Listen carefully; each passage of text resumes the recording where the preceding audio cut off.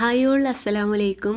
നമ്മൾ ഇന്നത്തെ റെസിപ്പി ഓവനും ബീറ്ററൊന്നും ഇല്ലാതെ മിക്സിയിൽ ഉണ്ടാക്കിയിട്ടുള്ള ഡേറ്റ്സ് കേക്കാണ്. ബേക്കറിയിലൊക്കെ വാങ്ങുന്ന അതേ ടേസ്റ്റുള്ള ഈ ഒരു ഡേറ്റ്സ് കേക്ക് നമുക്ക് വീട്ടിൽ ഉണ്ടാക്കാം. അത് 2 മുട്ട വെച്ചിട്ട് മിക്സിയിലാണ് നമ്മൾ ഉണ്ടാക്കുന്നത്. അപ്പോൾ ഏത് കേക്ക് ഉണ്ടാക്കാൻ അറിയാത്തവർക്കും ഒന്ന് ട്രൈ ചെയ്യാൻ പറ്റിയൊരു ഐറ്റമാണിത്. അപ്പോൾ ഇതിനായിട്ട് ആദ്യം തന്നെ 1/2 കപ്പ് പഞ്ചസാര നമുക്കൊന്ന് കാരമലൈസ് ചെയ്തെടുക്കണം. അപ്പോൾ അതിലൊരു ടേബിൾ സ്പൂൺ വെള്ളം കൂടി ഒഴിച്ചു കൊടുക്കുന്നുണ്ട്. ആദ്യം നമുക്ക് നല്ല ഹൈ ഫ്ലെയിമിൽ തന്നെ വെച്ച് കൊടുക്കുക. എന്നിട്ട് ഇതുപോലെ ഇങ്ങനെ ചൂടായി പഞ്ചസാരയൊക്കെ ഇങ്ങനെ മെൽറ്റായി എല്ലാ ഭാഗവും ഇങ്ങനെ അലിഞ്ഞ് വരുന്ന ഒരു സൈഡ് ഭാഗമൊക്കെ ഇങ്ങനെ ബ്രൗൺ ഒരു ഗോൾഡൻ കളർ ആവുന്ന ടൈമിൽ നമുക്ക് അത് ലോ ഫ്ലെയിമിൽ വെച്ച് കൊടുക്കുക. പിന്നെ നമ്മൾ ഫ്ലെയിം കുറച്ച് വെച്ചിട്ടില്ലെങ്കിൽ ഇത് പെട്ടെന്ന് അങ്ങോട്ട് കളറ് മാറി ബ്രൗൺ കളറായി കഴിഞ്ഞാൽ പിന്നെ അതിനൊരു കയ്പ്പ് ടേസ്റ്റ് എടുക്കും. അതുകൊണ്ടാണ് പിന്നെ നമ്മൾ ലോ ഫ്ലെയിമിൽ വെച്ച് കൊടുക്കുന്നത്. അങ്ങനെ അലിഞ്ഞ് വരുന്ന ടൈമിൽ നമുക്കൊരു സ്പാച്ചുല വെച്ചിട്ടൊന്ന് ഇളക്കി കൊടുക്കുക. ഒരു 2-3 മിനിറ്റ് കൊണ്ട് തന്നെ ഇതുപോലെ ഒരു ഗോൾഡൻ കളറൊക്കെ ആയി വരും.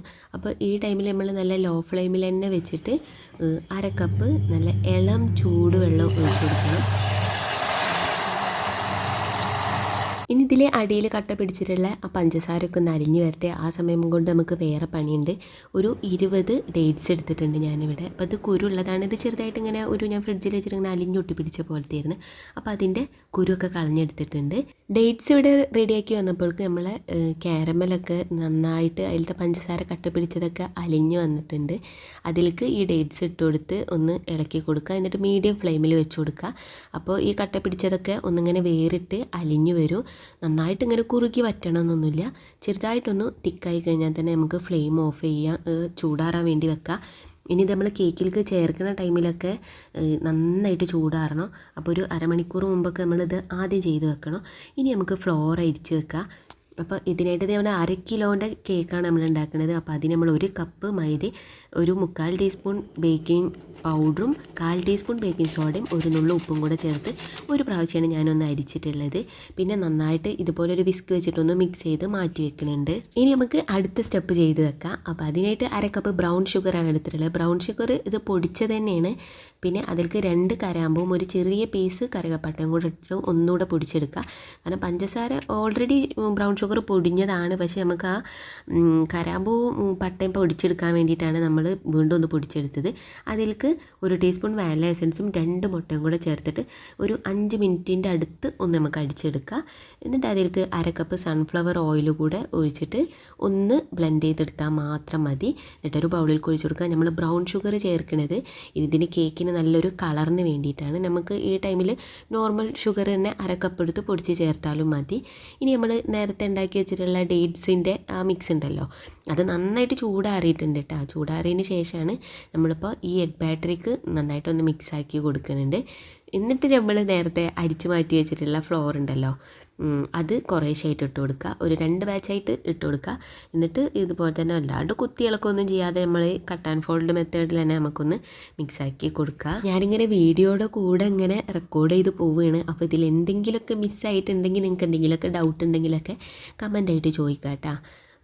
ഞാനിങ്ങനെ കാണുമ്പോൾ എനിക്ക് ഇങ്ങനെ പറഞ്ഞു പോവുകയാണ്. അപ്പോൾ എന്തെങ്കിലും ഡൗട്ട് ഉണ്ടെങ്കിൽ നിങ്ങൾക്ക് ക്ലിയർ ചെയ്ത് തരാം. പിന്നെ ബാക്കി ഫ്ലോർ കൂടെ നമുക്ക് ഇട്ട് കൊടുക്കുക. അതും ഇതുപോലെ തന്നെ പതുക്കെ തന്നെയാണ് മിക്സ് ആക്കിയിട്ടുള്ളത്. പിന്നെ കുറച്ച് ഒരു ടേബിൾ സ്പൂൺ ഫ്ലോർ മാറ്റി വെച്ചിട്ടുണ്ട്. അതെന്തിനാന്ന് വെച്ചാൽ നമുക്ക് കുറച്ച് നട്ട്സ് ചേർത്ത് കൊടുക്കുക. അപ്പോൾ ഞാനിവിടെ ആൽമണ്ടാണ് എടുത്തിട്ടുള്ളത്. കാഷ്യൂ ആണെങ്കിൽ അത് മതി. ഞാൻ കാഷ്യൂ ഇല്ലാത്ത കാരണം ആൽമണ്ട് ആയിരുന്നു ഇവിടെ സ്റ്റോക്ക്. അപ്പോൾ അതാണ് അത് ഈ ഫ്ലോറിൽ മിക്സ് ആക്കിയിട്ട് ഇട്ട് കൊടുക്കുന്നത്. എന്താണെന്ന് വെച്ചാൽ ഇല്ലെങ്കിൽ നമ്മൾ അങ്ങനെ ചേർത്ത് കൊടുക്കുമ്പോൾ ചിലപ്പോൾ അത് അതിൻ്റെ ഇടയിലൊന്നും കടിക്കാൻ കിട്ടില്ല, എല്ലാം കൂടെ അടിക്ക് പോവും. അപ്പോൾ അതുകൊണ്ടാണ് നമ്മൾ ആ ഫ്ലോറിൽ മിക്സ് ആക്കിയിട്ട് ഇതിൽ ബാറ്ററിൽ ഇട്ട് കൊടുത്തത്.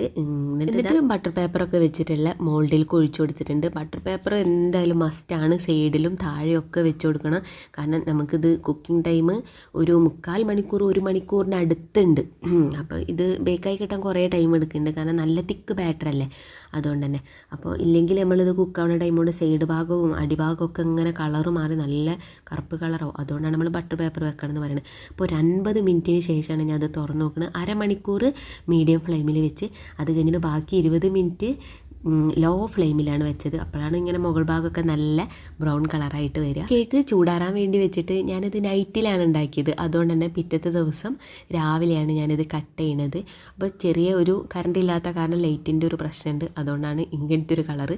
കേക്ക് കാണാൻ നല്ല ഭംഗി, നല്ല കളറൊക്കെ ഉണ്ട്, നല്ല ടേസ്റ്റും ഉണ്ട്. ഞാനിത് നല്ല തിക്കായിട്ടുള്ള പീസാക്കിയതുകൊണ്ട് തന്നെ ഒരു 12 പീസാണ് കിട്ടിയിട്ടുള്ളത്. ഇതൊന്നുകൂടെ തിന്നാക്കി കട്ട് ചെയ്യണമെങ്കിൽ നമുക്ക് ഈ ഒരു കേക്കിൽ തന്നെ 20 പീസ് വരെ കിട്ടും. ഇത് കണ്ടില്ലേ, നമ്മൾ ഇട്ട് കൊടുത്ത കുറച്ച് നട്ട്സ് ആണെങ്കിലും അതും ആ ഡേറ്റ്സും ഒക്കെ ഇതിൻ്റെ ഇടയിൽ തന്നെ ഉണ്ട്. നമുക്ക് ഇങ്ങനെ കാണാനുണ്ടല്ലോ. അതുപോലെ തന്നെ നമുക്ക് ഇങ്ങനെ ഇടയ്ക്ക് ഇങ്ങനെ കടിക്കാനൊക്കെ കിട്ടുന്നുണ്ട്. നല്ല ടേസ്റ്റ് ഉണ്ട്. അപ്പോൾ ഇങ്ങനെ നമ്മൾ ഭയങ്കര ചിലവ് കുറച്ച് നമുക്ക് ഇതുപോലെ ഒരെണ്ണം വീട്ടിലുണ്ടാക്കി വെച്ചിട്ടുണ്ടെങ്കിൽ ഒരു 3 ദിവസമൊക്കെ ആയിട്ട് ഈവനിങ്ങിലൊക്കെ കുട്ടികൾക്ക് സ്നാക്കായിട്ടൊക്കെ കൊടുക്കാം. അങ്ങനെയൊക്കെ വിചാരിച്ചിട്ട് നമ്മൾ ഉണ്ടാക്കി വെക്കും. പക്ഷേ ഈ വക സാധനങ്ങളൊക്കെ ഉണ്ടാക്കി വെച്ചാൽ കുട്ടികൾ ആയാലും വലിയവരാണെങ്കിലും അത് അപ്പോൾ തന്നെ ഒരു പീസ്, പിന്നെ അടുത്തൊരു പീസ്, അങ്ങനെയായിട്ട് അത് അപ്പം തന്നെ കാലിയാക്കും. പിന്നെ നമ്മൾ കൂടുതൽ ഇതിൽ പ്രിസർവേറ്റീവ്സ് ഒന്നും ചേർക്കാത്ത കാരണം തന്നെ കൂടുതൽ ദിവസമൊന്നും പുറത്തിരിക്കില്ല, ഒരു 3 ദിവസം വരെയൊക്കെ ഇരിക്കുന്നുണ്ട്. അപ്പോൾ വീഡിയോ കണ്ടവരൊക്കെ ഒന്ന് ട്രൈ ചെയ്ത് നോക്കുക. പിന്നെ നിങ്ങൾക്ക് വീഡിയോ ഇഷ്ടമായിട്ടുണ്ടെങ്കിൽ ഒന്ന് ലൈക്ക് ചെയ്യുക. പിന്നെ സബ്സ്ക്രൈബ് ചെയ്യാത്ത കാര്യത്തിലൊക്കെ കൂട്ടുകാരുണ്ടെങ്കിൽ ഒന്ന് സബ്സ്ക്രൈബ് ചെയ്ത് സപ്പോർട്ട് ചെയ്യുക. പിന്നെ ഇത് ഉണ്ടാക്കി നോക്കിയിട്ടുള്ള നിങ്ങളുടെ അഭിപ്രായങ്ങളും കൂടെ താഴെ കമൻറ്റ് ചെയ്യുക. അപ്പോൾ പിന്നെ ഇത് ഉണ്ടാക്കാനുള്ളവർക്കൊരു പ്രചോദനമാവും. അപ്പോൾ അടുത്ത വീഡിയോ ആയിട്ട് കാണാം.